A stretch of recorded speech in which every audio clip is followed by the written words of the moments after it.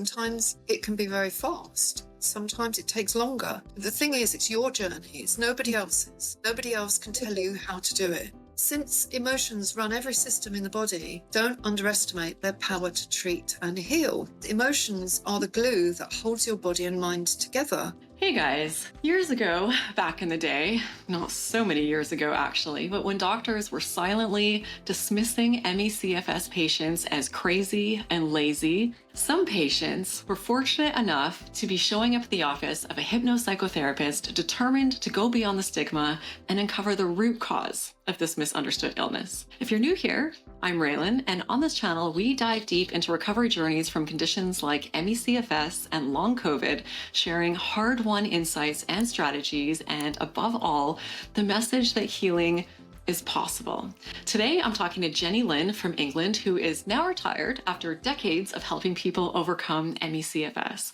Her approach, grounded in over 40 years of Buddhist practice, was deeply focused on self-compassion and seeing illness as a growth opportunity. And although she is no longer practicing, she still wants to get this recovery information out because even still today, many doctors lack the understanding and the insight to treat these conditions effectively. So I'm so excited to dive deep into Jenny's story and the wisdom she is here to share with us. So let's welcome Jenny. Jenny, so wonderful to have you here today. Thank you so much for doing this. Oh, it's a real pleasure to be here. I've been watching your videos and catching up with what you're all about. So pleasure. Yeah, you just have such a wealth of information and experience with this. There's so much, and you really right now just want to put this out so the information is out there. But to take us back, you explained that you sort of stumbled across a treatment for ME/CFS. So how did that happen? Yeah, it was 24 years ago. I was fresh in practice. And I suddenly got a lady that came through to see me who had chronic fatigue, but she was quite adamant that she didn't want me to treat her chronic fatigue because she'd been to all and sundry, to try and get it fixed. And she'd had it 10 years and there was no way she wanted any treatment for chronic fatigue. And I just kind of held my hands up. I have no idea what it is. So, I can't help on that level. She said, no, all I want you to do is treat my anxiety. So I said, fine, come on, we'll see what we can do. So she came along and we treated her anxiety, but I started to realize that the anxiety was deeply existential. It wasn't just, an event that had happened that had caused a bit of anxiety. It was really all through the core of her, right back to her childhood, where when she was very young, as the eldest of three children, she had to watch and care for them, but also watch. She was hypervigilant. She wasn't safe in her family of origin. There was lots of stuff going on. I won't describe all the details, but there was lots of things that young children shouldn't really be exposed to. And she developed a hyper sense of, hypervigilance, watchful, ever conscious and aware that she had to watch her back to get the love and the affection that she needed. So then she started to improve. We started to do some really amazing work. And I was just feeling my way. I had no idea where we would end up with it, but we ended up with her realizing what the relationship was between her mind and her body, and that actually she was more in control of her symptoms and her soul and her spirit than she ever thought she was. So as a result of that, then I received a few referrals from the doctors. We had an open-minded GP nearby, and he sent me 3 or 4 other people with chronic fatigue. And that seemed, I kept an open mind. I didn't quite know whether I could translate the experience of this lady into anyone else's. So I just kept an open mind. So I just thought, well, let's just see what's going on here. And in every case, I got a very similar story. This hyper-vigilance, this hyper-anxiety, this fear that you're not good enough. I've got to look after others before me. Everyone else is more important than me. And, as a result, years and years of pressure and stress on the immune system and on the body was turning in some cases very slowly into chronic fatigue, and in some cases very dramatically, suddenly. And that would have been when there'd been an extra stress and suddenly the immune system just crashed and the body said, we're not having that anymore, So So I stumbled across it, and then I started to develop a protocol. I wouldn't know. Actually, it wasn't a protocol. I started to develop an awareness, an insight, a real insight into what the heart and soul was of these people that were presenting with chronic fatigue. And yeah, ultimately, I started to get loads of referrals as a hypno-psychotherapist in those years. You know, there was almost no acceptance of it whatsoever. And yet the local health authority started to pay for sessions for people with chronic fatigue to come to see me. It was like magical. It was magical. There was something that swept up at that time into this magical treatment that I was given to people, and it felt almost mystical in a way. So yeah, so basically that's how I stumbled over it. That is incredible. And at that time, you must have been one of the only people on the planet who had any sort of effective approach or treatment for people who were facing these conditions, because virtually everyone was just being turned away, saying, this is just it, learn to live with it, or treated like they were lazy or making it up. A lot of people were really dismissed when they came in with these conditions. Absolutely. Yeah, it's very impressive that there were doctors that were open-minded enough to be like, hey, this is working. She's onto something here. Because even today, that isn't necessarily the case. Why do you think that is, that it's worse? I think because we have become the modern medical scene is so materialistic. It's got no interest in the spirit, soul. It's got no interest in your intrapsychic relationship with yourself. It doesn't care. All it wants to do is prescribe drugs. And even 25 years ago, it was bad, but at least some doctors had the bandwidth to allow other things in. I mean, if you look at the response to COVID, I mean, it's been absolutely diabolical. Modern medicine's just been a sledgehammer to crack a walnut. It's absolutely insensitive, in my opinion. I haven't got any time for it, but it's my view. So what do you see in your experience is the core of what is happening with ME/CFS? What is causing this? Why are people facing this? At the core, so when I started to really, really work on it, and I started to develop a training course for my colleagues because nobody knew how to treat chronic fatigue at the time, I started to have to acknowledge that it was a spiritual disease. And I started to see more clearly than ever before, because I'd always been on the alternative path, but I started to see that the person with ME and many other diseases, but in particular with ME, was completely separated from their heart and soul. There was this kind of imperative to, be the good person, no matter what, regardless what your own needs were. It was to serve other people. And, we couldn't possibly have this selfish notion of looking after yourself first. Goodness me, that we can't have that. And it was like a lack of connection to community, a lack of connection to heart, soul, nature, what's natural, because of trauma. The trauma got locked in the body. And when I say trauma, a lot of people say to me, clients, for example, say, I haven't had any trauma. But when you unpick it, trauma isn't, having your hand chopped off or losing your father when you were young. Trauma is just something that you internalize as a child that gains some kind of energy within you and causes fear. It could be anything. It could be something ridiculous like pulling all the legs off of a spider and then getting told off for it. That could be the trauma. And then it kind of gains momentum. But the thing is, I think at the very core of ME, we have a spiritual dislocation. Medicine is an art, not a science. And unfortunately, a lot of diseases like this, you've got myasthenia gravis, you've got dystonia, you've got all kinds of different diseases that are what they call autoimmune. All of these are about the body attacking itself for some reason, from a hyper immune system response, hyper awareness, hyper vigilance. I have to watch. I have to earn my place in the world. I don't deserve love just for being alive. I have to earn the love that I have. So there's this kind of like observer. People with ME seem to sit on the sidelines and observe. They don't take part. And at the time that ME actually hits, then you can't take part. And then it becomes a self-fulfilling prophecy. And it goes round and round and round. Oh my God, I'm not worth anything because I'm not doing anything. I better get doing. Oh, and every time I do something, I get absolutely exhausted. So I have to stop. And if I stop, I can't earn my love anymore. And you end up in this endless loop. And it's traumatizing for people with chronic fatigue to suddenly feel so useless because they're the ones that do everything. And then the insults, or you're lazy, or, oh, you're just jealous of your sister who's more attractive than you. I've had all sorts of nonsense. Take an antidepressant because you're just depressed. All of this nonsense over the years that, people have delivered because they can't see past the physical, they can't see past the physical presentation of symptoms. They're not looking at the soul. What is it we say in Buddhism? Faith without religion is lame, and religion without faith is blind, or something like that.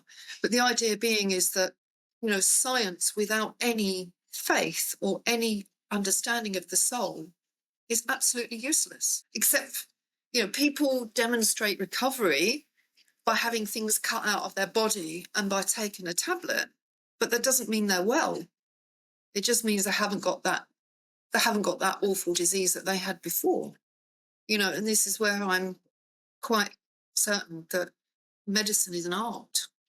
It's an art that the shaman of, Yore knew that this is an art. You have to see into the soul and the heart of people and the spirit. You have to understand where they come from. And then you might be able to help them. So when you are teaching physicians and other people how to treat patients with ME/CFS, what sort of tools do you teach them, and what does that treatment approach look like? Okay, I call myself transpersonal, and which is quite an abstract concept, really, because I'm not aware yet that you can actually even train as a transpersonal therapist. Maybe they try and train it. But transpersonal, the way I understand it, is to connect heart to heart with the person in front of you, really witness them, really see them, really understand them, really accept where they are with all their failings, and to not judge at all. It's nothing to do with Rogerian therapy, which is also very non-judgmental. It's more of a knowing, a being with somebody and totally understanding how they are. If you haven't got those ingredients, techniques are, in my opinion, are just techniques. They won't create the so-called relief or cure that you're looking for. But in terms of techniques, I've done a lot of hypnotherapy. Works fantastically with people with chronic fatigue because it bypasses the critical mind.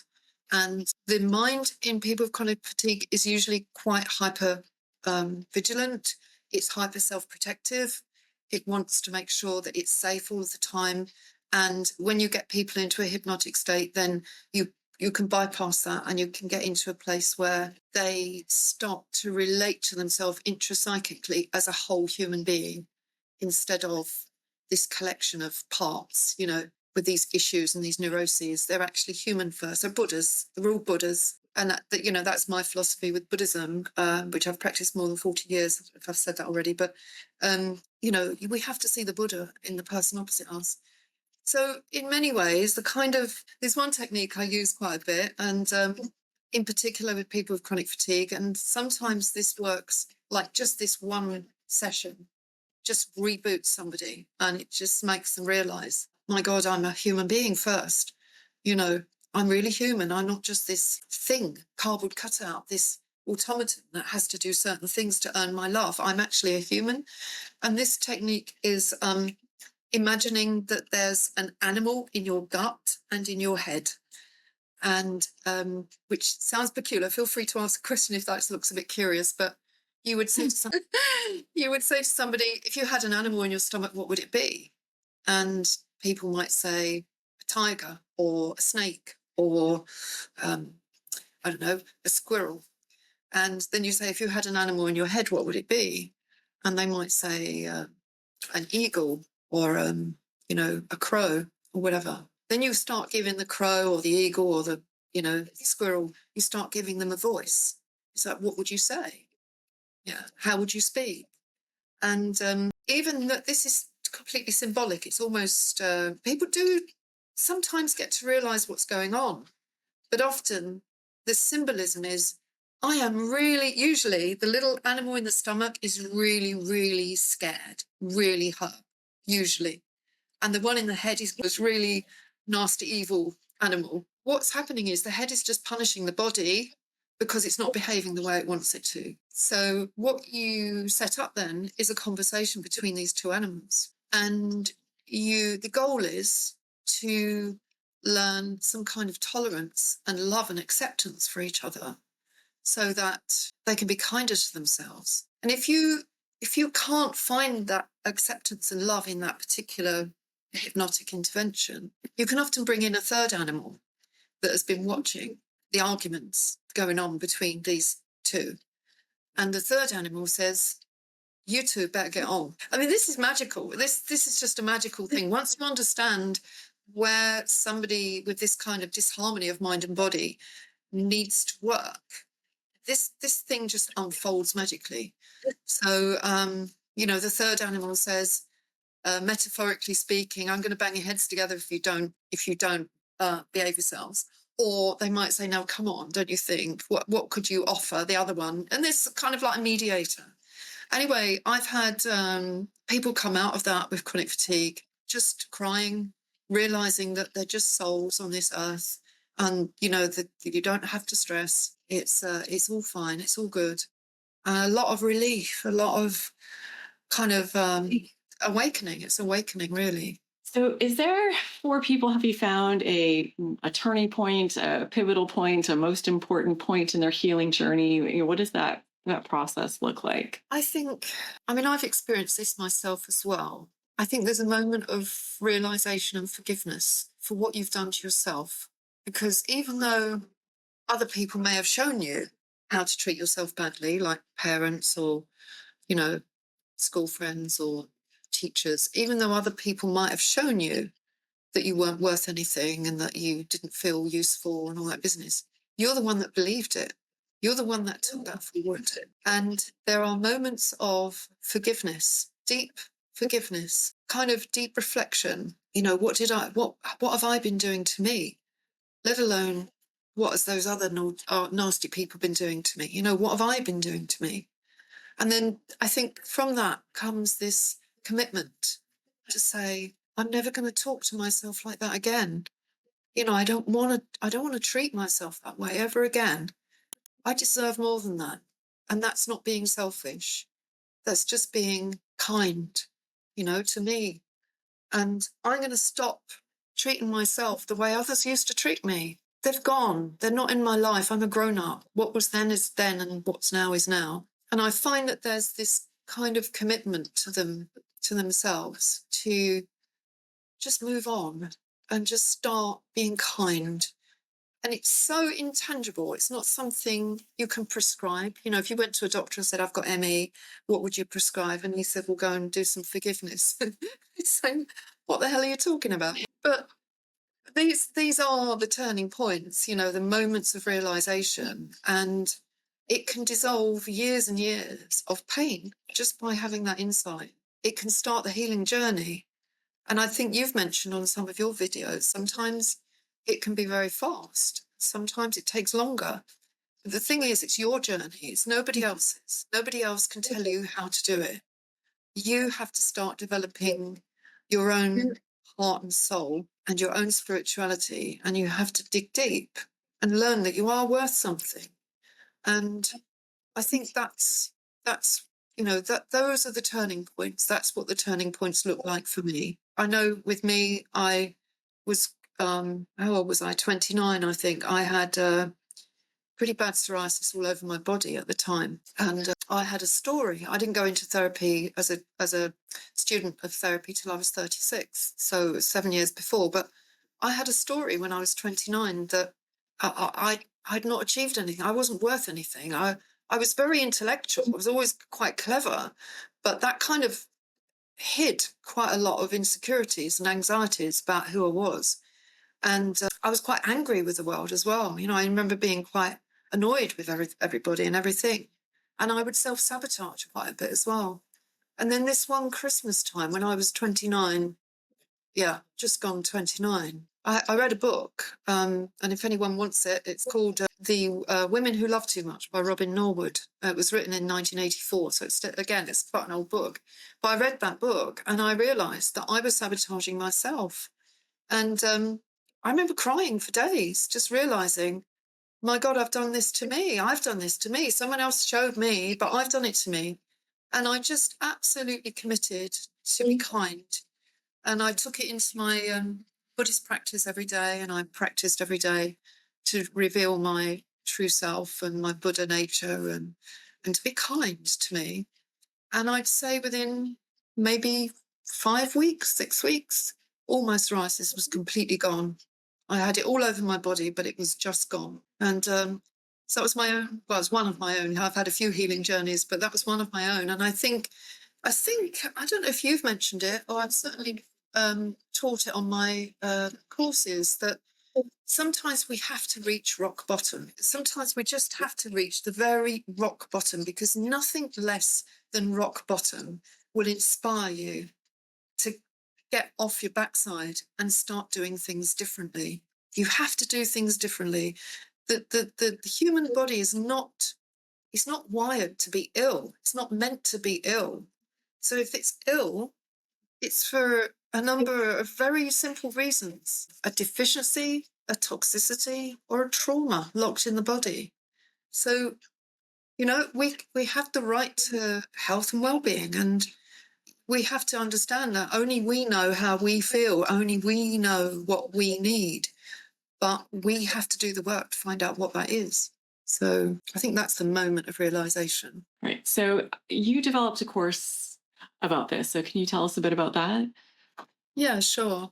So when I realized that, I'd kind of stumbled across this modality, if you like, this way of being, a way of healing, I realized that I needed to teach my colleagues. And I was quite anxious about delivering my first ever course, because I really thought that they would already know what to do. I thought, gosh, maybe I'm just telling my grandmother how to suck eggs. Maybe they all know how to do this. And but as it happens, they didn't. They really didn't know. They were interested in techniques, but they hadn't developed their heart and soul. They were working in the therapy field, but they were as clueless sometimes as their clients.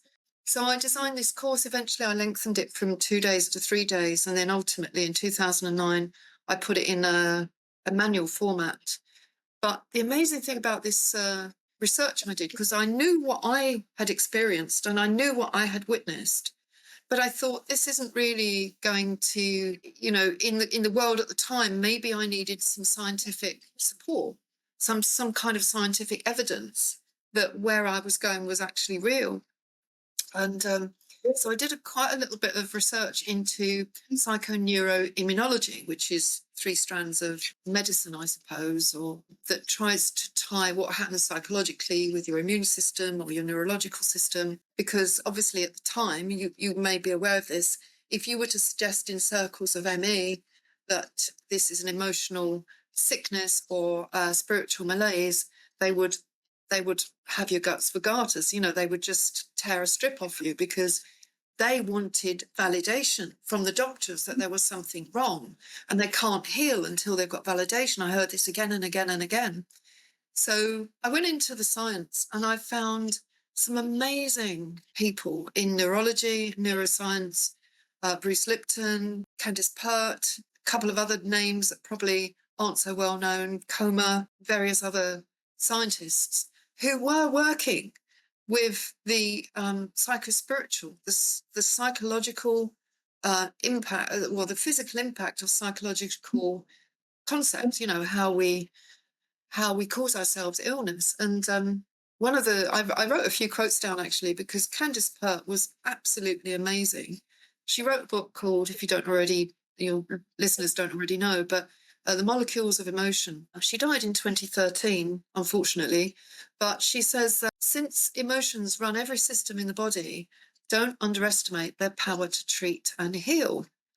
And she says emotions are the glue that holds your body and mind together, and your body is your subconscious mind. So this is really quite revolutionary. Needless to say, she was marginalised and, treated badly in her profession. But so if your body is your subconscious mind, That explains why, if your subconscious mind is not well, why your body wouldn't be well. If your subconscious mind is dislocated from its purpose and it's living in a state of high stress or trauma, then of course the body's going to be traumatized. So, I did manage to pull a bit of science together just so that, I could evidence what I was actually researching and understanding from my clients themselves. So I taught the in-person course till 2009. So I must have done, 8 years of teaching. I taught about 70 or more therapists how to do this work. The amazing thing with the training was that a lot of the therapists had their own revelations and realizations, especially when I lengthened the course from 2 days to 3 days, because you can find that people can hide out in 2 days. But if you add another day on, they can't hide out. They just can't hide out. So the third day was the day of transformation, usually. And my colleagues would go away from the course and they would feel like they could, they understood, they could do it. So, but unfortunately, in 2009, that was my last class. It was very hard. We were really working against the tide, because at the time this was poorly understood. It still is, really. But I mean, because your channel is absolutely amazing. There is so much information on it, and what I really love about the way you're interviewing people and presenting, the people that you're interviewing is there's no one answer for everyone. Everyone has to find their way. And any way they find to their own healing is good. It's good for them. And that was what I was trying to teach. And so in 2009, I did my last class because I just thought I'm not going to spend so much of my heart and soul developing courses, training my colleagues. So what I did was I designed a course manual.